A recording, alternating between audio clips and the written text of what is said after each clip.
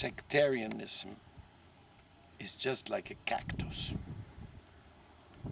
It's a mentality which doesn't allow anybody to get close. Because in a sectarian mentality, you're always defensive. You're always afraid that somebody may imagine that there's a possibility that there's any validity somewhere else, or that you're not the highest and the best and supreme. A cactus stings to every direction. You can't touch him. Like here we have a few behind me. Anybody wants to get closer, he better be careful, because they got some tough stingers. They can almost kill somebody. Sectarian people, they are not afraid of burning the faith of others. Some people call them shredders. They take another person's faith and they say, oh, what you think about God is worthless. What you are trying to do for God is worthless. The only one and the only place you can be saved is with me, in my institution, in whatever. This type of sectarian mentality is a disturbance. It's not the preaching of the Vedas. You see, the Vedas, they have a clear teaching about the truths, that the truths manifests. Like my spiritual master, he once said on an appearance day of his guru, he said, we are not coming here to celebrate the appearance day of an individual, of a particular person, to have like a family feast. No, we are celebrating here Guru Tattva, the manifestation of the Supreme Lord, who comes once and again to save me and you and everyone. He manifests in this world to save us, to give us guidance to the spiritual world when we are sincere enough. He makes this arrangement. So sectarianism is like ignorant to that fact and tries to put it in such a way as the saving grace of God only comes down through him in his particular way, and that everybody ought to obey to that. And thus, you see there, it's an offense to preach against the faith of somebody else, to disturb the faith of somebody else, to make them think that there's no validity in what they're doing if they're sincerely trying to serve God. You see, that when there's a very important shloka in the scripture. It says, Shruti Smriti Puranadi Pancharatra Vidingvida Aikantiki Hare Bhakti Utpata Chaiva Kalpate. It says that when you preach any conclusions, any type of philosophy which is not backed up by the Shrutis, the Smriti and the Puranas, then your preaching, supposed to be so-called preaching, is just a disturbance to society. Then people will not like each other, people will not trust each other, people will fear each other. It's very, very immature.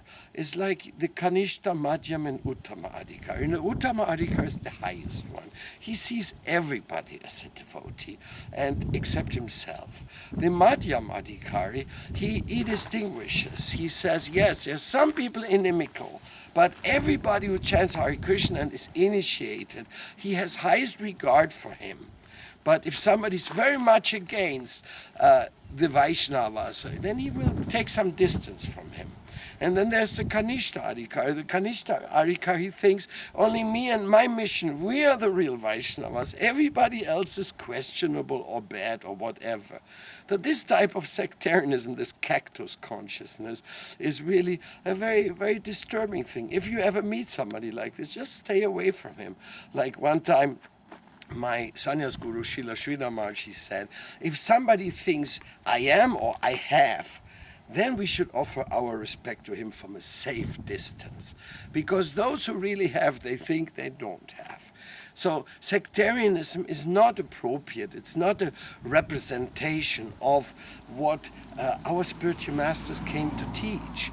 Sectarianism is something, it's coming out of selfishness or fear, insecurity, or whatever other strange motivation. Maybe there is some hidden agenda on the person. Then they behave like that.